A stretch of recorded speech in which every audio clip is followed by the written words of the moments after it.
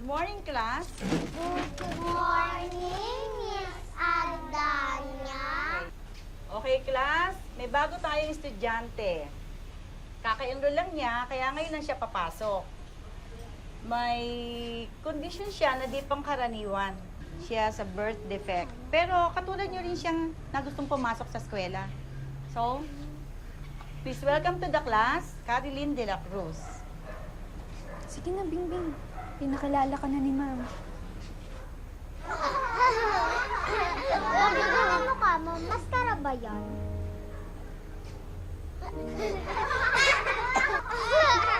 Silence, please! Mali ang ginagawa ninyo. Hindi nyo dapat pinagtatawanan yung taong may kondisyon na katulad ni Caroline. Dapat, tinutulungan nyo siya na makapag-adjust sa klase. Ha? Sige na, Bingbing. Aalis na ako, ha? Lalabas na ako. Hintay na lang kita. Sige, okay na siya. Ako na bahala sa kanya. Salamat. Okay, Caroline, magpakilala ka sa kanila. Ako po si Caroline de la Cruz. Bingbing na lang po ang itawag niyo sa akin. Ba't ka na mukha mo? Bingbing, gusto mo bang sagutin yung tanong niya? Sabi ng nanay ko, pinaglihi daw niya ako sa balat ng kalabaw. Kaya meron akong balat ngayon sa mukha ng kalabaw. Sige, maupo ka na, please.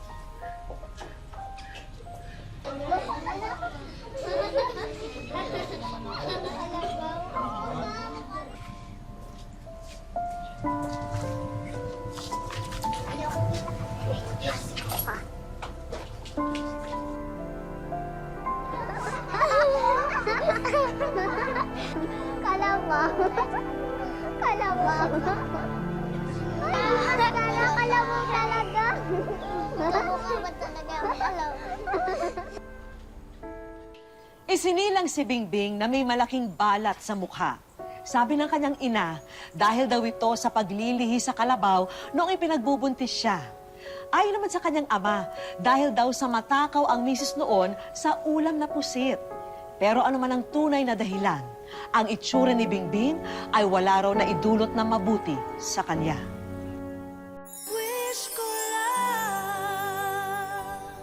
Bingbing! Oh, ba't nandiyan ka pa rin? Hindi ka ba papasok? Ano ba yun? Oo, hindi. Halika na, pumasok ka na. Ayoko na pumasok. Ayaw naman ng mga bata sa akin eh. Lumalayo sila sa akin. Kaya ka nila nilalayuan kasi hindi ka pa nila kilala. Hindi nila alam kung gaano ka kabait, at saka kalambing, at saka... Teka, baka hindi ka pa naliligo, kaya nilalayuan ka nila.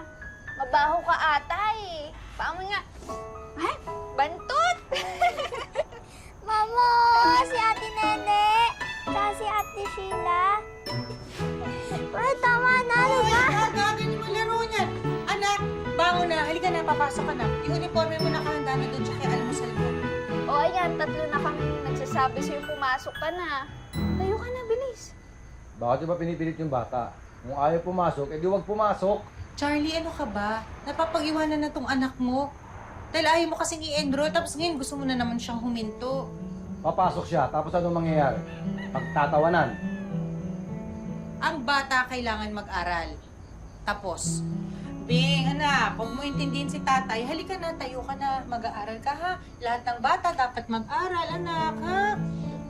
Hindi naman po ko katulad ng ibang bata. Iba po ang itsura ko sa kanila.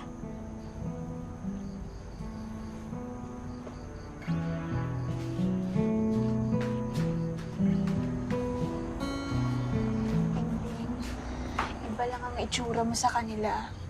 Pero bata ka pa rin katulad nila. Kailangan mong pumasok sa eskwela. Sige na, para kay ate. Para kay ate. Ay, ba't sa kanya lang? Paano naman ako pati kay mama? Para sa inyo na rin, ate. Sige na.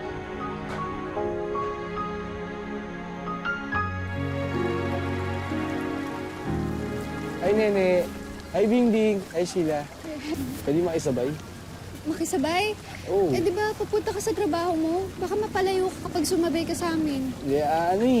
Maaga pa naman, tsaka alas 9 kung nagbubukas sa opisina. Alas 9? Wala pang alas 7, nasa daan ka na. Yes.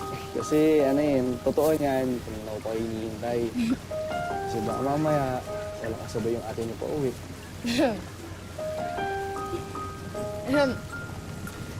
Ate, mauna na siguro ako. Ikaw na bahala kay Bingbing, ah. Bingbing, ikaw bahala kay ate, ah. Jeff. Nini. Ikaw na bahala,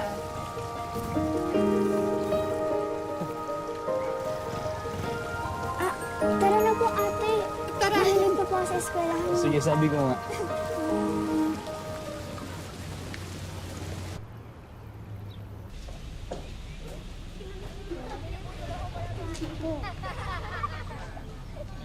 Ano yan? Di ba pinaglihi ka sa kalabaw, kaya binigyan ka namin ng damo para may recess ka? Ay, kawawa. Umiiyak ang batang kalabaw. Siguro nagugutom to eh. Kumain ka, o. Ito na pagkain, o. Kumain ka na. Di ba nagugutom ka kaya ka umiiyak? Sabi ko kumain ka eh. Tigil yan! Ba't yung ginagawa to, ha? Bakit nasa salbahin nyo? Ito ba tinutulong mga magulo nyo sa inyo? Sige, dampatin niyo yung mga damo na yan. Dadaling ko ka sa principal's office. Bilisan nyo! Bing, okay ka lang? Dito ka muna, ha? Dadaling ko lang to sa principal's office. Sisiguraduhin ko mapaparusahan itong mga salbahin ito!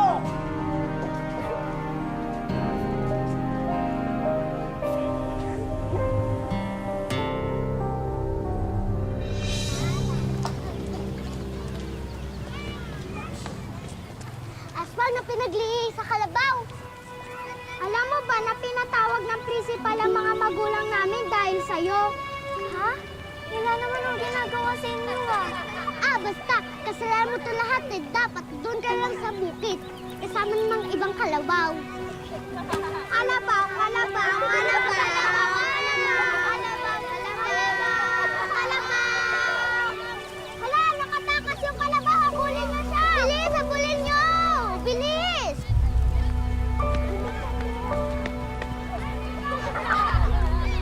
Bilis, hinali na. Ano naman ang ginagawa sa inyo ah?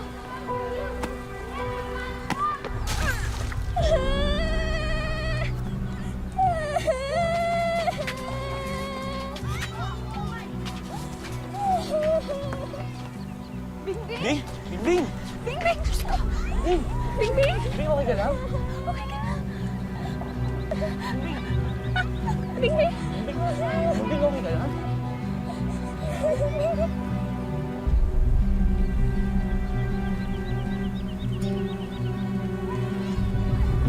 Madalian sa klinik!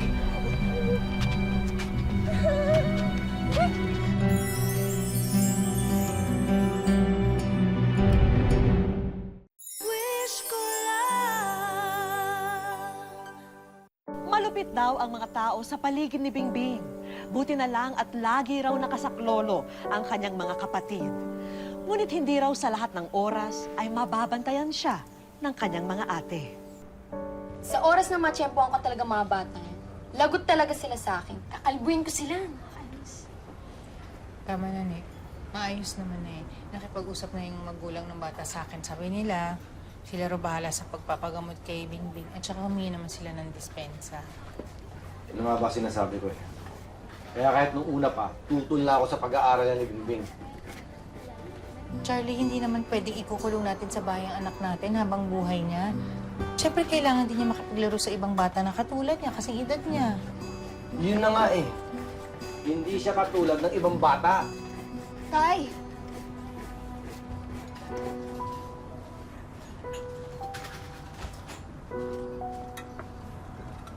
Sige po, mauna na din po ako. Salamat po. Salamat din sa'yo, Jeff. Mabuti na lang nandun ka kanina. Okay lang po, wala pong problema. Sige, salamat po. Sige. Sige, salamat, Jeff. Ingat ka, ha? Sige po, salamat po. Mabait na bata yung Jeff na yan, ha? Naniligaw ba siya sa'yo? Nako, kung yang si Jeff ay nanliligaw sa'yo o gustong mangligaw sa'yo, sabihin mo gawin niyang formal. Gusto ko akit siya ng ligaw dito sa bahay, hindi yung ginagawa niyang dahilan si Bingbing na hinahatid sundo niya. Opo. At ikaw, Bingbing, isusumbong mo sa akin pagka magkasama yun si ate mo, ha? Tsaka si Jeff. Kwento ka sa akin. Pangako yan. Babantayan mo. Ikaw din.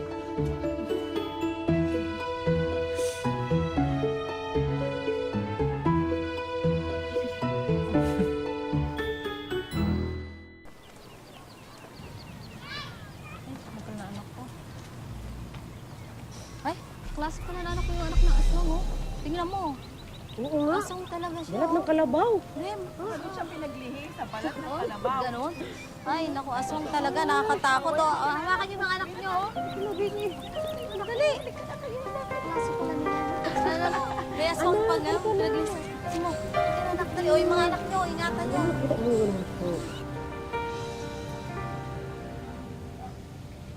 Mabilis na naging matamis ang pagtitinginan ni na Jeff at ng ate ni Bingbing na si Sheila. Tara na po. Si nanay, kanina, napasarap yung nood niya ng TV. Nagluluto siya. Kalimutan niya yung sinabi na sunog. Tapos ate, alam mo, may kwento ko sa'yo. Ganda-ganda. Blooming ka kanina eh, dahil lang kay Kuya Jeff eh. Kalabaw, kainin mo to. Kaya nga, total kalabaw ka naman eh. Oo nga, di ba? Kalabaw ka. Hoy, pigilan niyo yan, ha? Susubukan kayo sa teacher niyo. Kalabaw!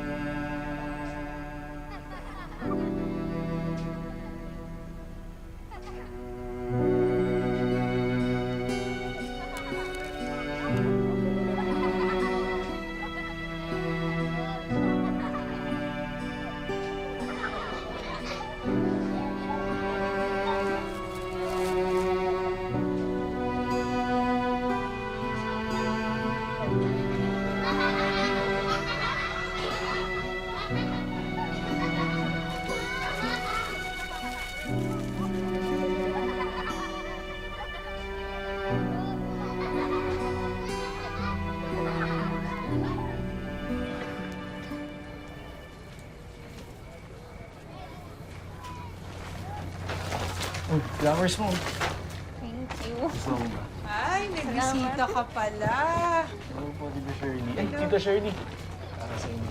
Sa akin? Opo. Nako, Jeff, nagabala ka pa. Paborito ko yan eh, pansit. Hinulaan ko lang yan, Tita. Magaling ka ha, dahil dyan, sige. Alam ko naman, makakit ka na ng ligaw. Plus points ba yan? Plus points. Ah, may sipin ko. Pag masarap to. Sige, pasok ko muna to. Sige po, Gawa ko tita. ni kay merienda. Joke lang yun, Siyempre. Mami kasi, isipin kagad tayo mga bata. Nag-effort ka talaga. Oo naman, para sa'yo. Walang ka pa. Wala, dyan lang nakita ko lang kasi sa tabi.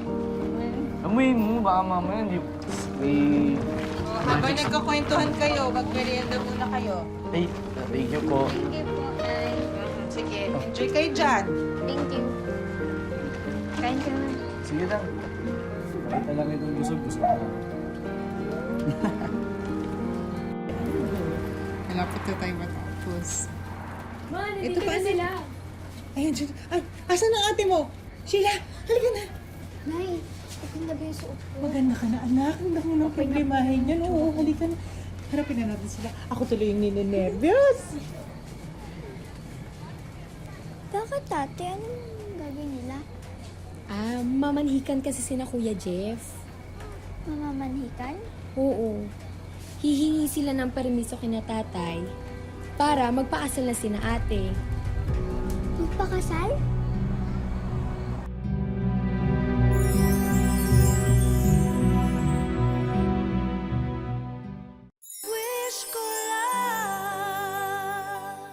Pumasok kayo. Pasensya na kayo. Ay, naku, nagabala pa kayo. Salamat, salamat po. Pasok po kayo. Pasensya na kayo sa maliit namin bahay. Upo po kayo. Hello po.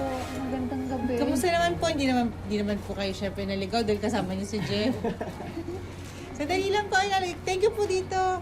Maraming salamat po sa pagkain. Nagabala pa po. Nang maunawaan ni Bingbing ang ibig sabihin ng pamamanhikan ng nobyo ng kapatid niya, nakaramdam siya ng lungkot dahil nabatid niya rin na mawawala na ang ate niya sa piling nila. Bakit ka malungkot? May sakit ka ba?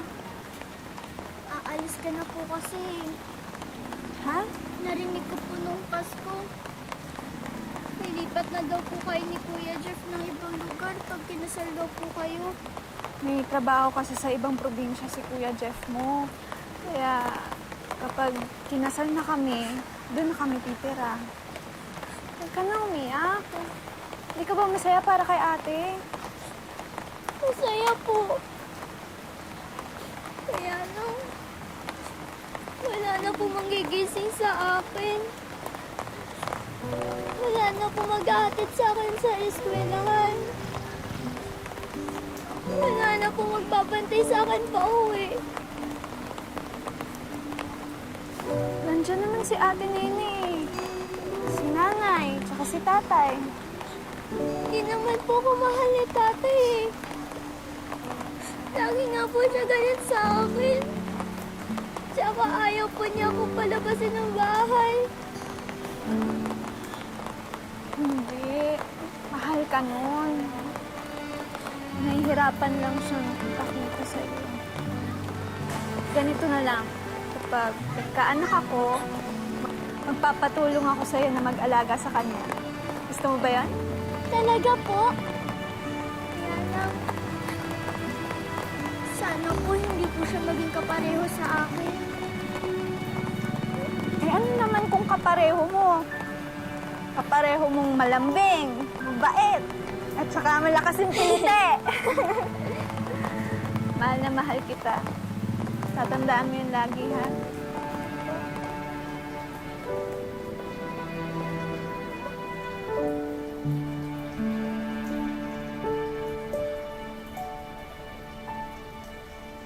Makalipas ang 1 taon, ikinasal na si Sheila at nakaalis na sa kanilang bayan. Bingbing, anak! Po, Bing, nasaan ang ate Nene mo? Pumunta sa bayan. Bumili ng ice cream para sa medianoche natin mamaya. Naku, uutusan ko pa naman siyang bumili ng asin dahil meron pa akong lulutuin. Ma, ako na lang po yung bibili po. Anak, sigurado ka ba? Opo, malapit lang rin naman po yung mga tindahan. O sige. Oh, anak, mag-ingat ka ha. Opo.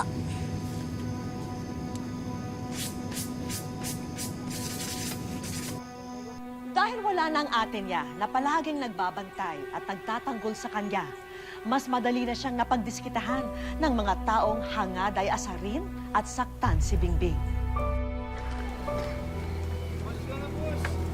Uy! Ay! Ay! Ay!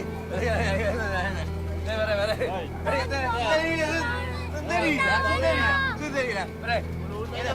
Hindi. Ito yung aswang. Sino may tsura? Ay! Magpalit ka nga niya, dali na. Magpalit ka ng anyo. Magpalit ka ng anyo. Patingin, dali. Magiging kalabaw. Charlie! Charlie! Yung anak mo! Pinapaglaruan ng lasing sa kanto! Si Bingbing! Ay! Mami! Wapaka-OA mo siya. Tawag niyan ako! Aray! Kapal ang mga pagmumukha ninyo. Hindi aswang ang anak ko. Kayo mas masahol pa sa aswang.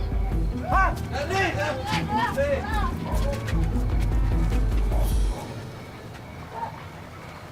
Yes ka lang? Sa unang pagkakataon, naramdaman ni Bingbing ang pagmamalasakit at pagmamahal ng ama. Doon na rin labis na naunawaan ng dalagita na iniiwas lamang siya ng magulang sa mapanghusgang mata ng mga tao, kaya siya naging mahigpit sa kanya. At At sa pagbukas ng bagong taon, kasabay nito nagbukas ang mga mata ni Bingbing sa natatanging pagmamahal ng kanyang Papa Charlie.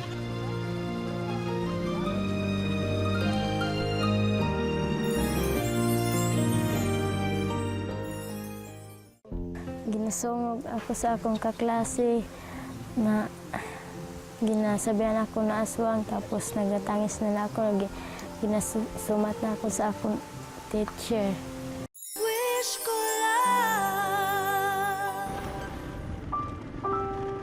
Sa liblib na barangay sa bayan ng Dimasalang sa Masbate, sinasabing naninirahan ang isang babaeng may kakaibang kalagayan. Sa aming pagbisita sa kanilang tahanan, higit naming nakilala ang dalagitang tila nagkukubli sa itim na maskara. Ako si Charilyn de la Cruz, 14 years old, taga Buracan, Dimasalang, Masbate. Tatlo po yung si Bingbing. Tapos, pag anak ko sa iya, pag kataon niya, wala man kumakuan sa iya, hadlok. Kaya kita ko man sa iya na bata man. Ito mula iya pamayhan. Kakambal na ni Bingbing ang malaking itim na balat na bumabalot sa kanyang mukha. Kaya naman lumaki siya na tila binabato ng kung ano-anong tawag ng pangungutya at pangmamata. Kalabaw, unggoy, aswang, lahat ng ito'y pinatatagos lamang ng dalagita sa kanyang kabilang tenga. Gayunpaman, kung minsan hindi rin niya maiwasang masaktan at magdamdam. Ginasungog ako sa akong kaklase na ginasabihan ako na aswang, tapos nagatangis na ako, ginasumat na ako sa akong teacher. Grade 6 na ngayon si Bingbing at todo ang kanyang pagsusumikap upang makatapos sa kanyang pag-aaral.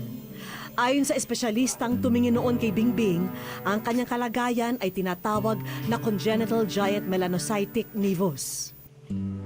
Isa lamang umano sa kada 500,000 Pilipino ang mayroong ganitong kondisyon kung saan nababalutan ang ilang bahagi ng katawan ng naglalakihang balat.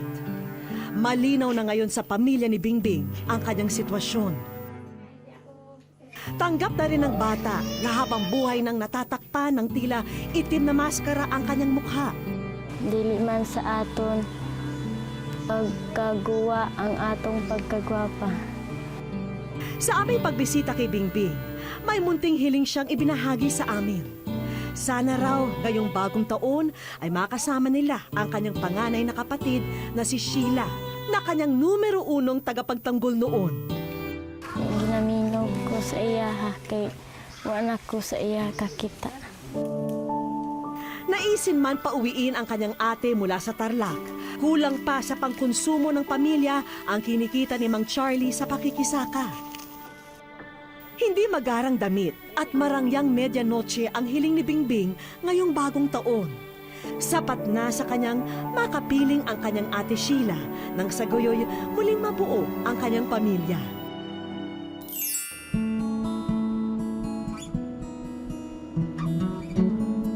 Walang kamalay-malay ang pamilya de la Cruz na kasama naming bumiyahe pa Masbate si Sheila.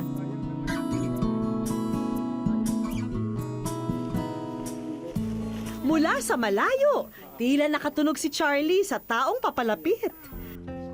At dito na bumungad si Sheila na mahigit 5 taon na nilang hindi nakikita.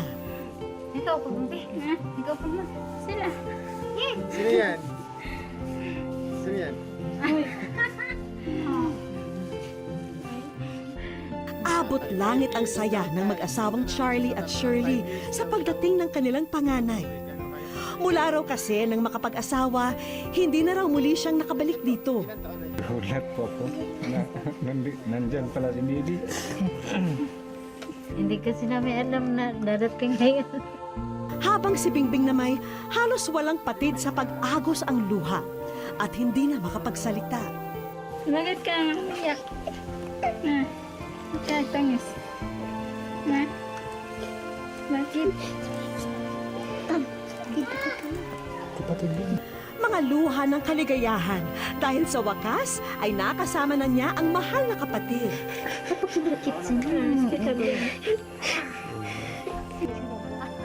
O Bingbing, tahan na ha, dahil bukod sa pagdating ng iyong ate Sheila, may iba pa kaming sorpresang sa inyo inihanda.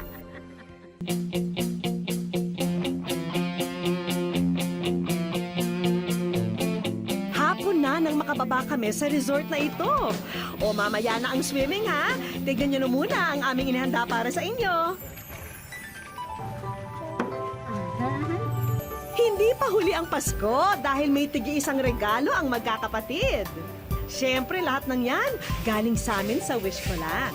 Maraming salamat po. Masaya po kami na mayroong nagbigay kay Bingbing na regalo. Matatamis ng ngiti ang isinukli sa amin ng mga bata dahil sa tanang buhay daw nila, ngayon lamang sila nakatanggap ng mga regalo. May kanya-kanyang laruan at damit ang magkakapatid. Mahuhuli ba naman ang ating bida? Siyempre hindi, dahil may special gift para kay Bingbing. Pwede mo nang ma-text at matawagan palagi ang iyong ate. Walang katumbas ang saya sa mukha ni Bingbing. Maraming salamat po sa Wish Ko Lang. At siyempre pa, meron din ang mama at papa ni Bingbing. Kitang-kita ang labis na tuwa ng mag-anak nang bumungad sa kanila ang aming regalo na isang motorsiklo. Masaya po ako na binigyan niyo po ng motor si Papa ko. Pangarap po niya. Opo, pangarap ko po. Magkaroon po ako ng motor. Mahatod na ako ni Papa sa eskwelahan. Malaking tulong daw ang motor na ito kina Mang Charlie. Sa lalong madaling panahon daw ay mamamasada na siya ng habal-habal. Hindi matatawaran ang mga ngiti at saya ni Bingbing at ng kanyang pamilya. Ang mga karanasang ito, tiyak na hindi malilimutan. Lubos silang nagpapasalamat na sa pagsapit ng bagong taon, panibagong pag-asa ang kanilang tinatanaw. Hindi raw madaling mabuhay sa lipunan na tumitingin sa panlabas na anyo. Pero kung may pamilya na kaagapay sa lahat ng pagsubok, kaya nitong mapagaan ang anumang problema sa buhay. Ako po si Vicky Morales, muli pong nagpapasalamat sa inyong pagsubaybay dito sa Wish Ko Lang. May sorpresa